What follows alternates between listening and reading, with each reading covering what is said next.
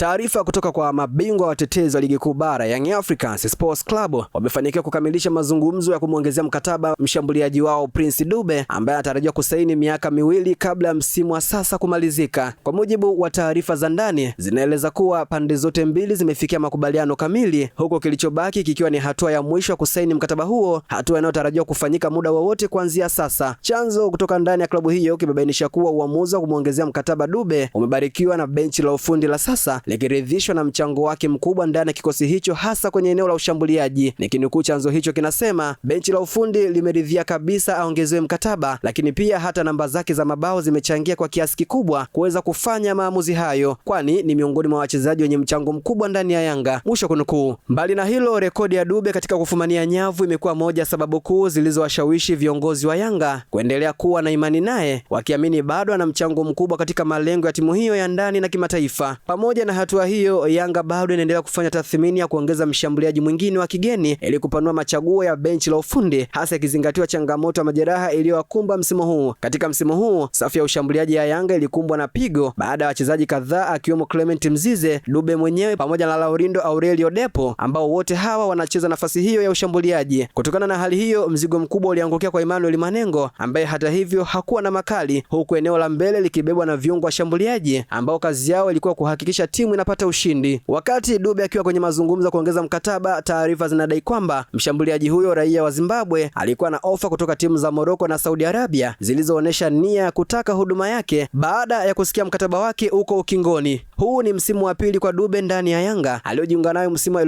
2024-2025 akitokea kwa wapika chapati wa jiji la Dar es Salaam Azam FC. Katika msimu wake wa kwanza alifunga mabao 13 katika ligi kuu bara, matatu nyuma ya kinara Jean Jale Ahoua aliyekuwa Simba akimaliza na mabao 16. Wakati huo Clement Mzize wa Yanga akifunga mabao 14. Msimu huu Dube amekuwa na moto katika kufumania nyavu, akifanikiwa kucheza mechi 16 na kufunga mabao 9 ndani ya ligi kuu bara ya NBC.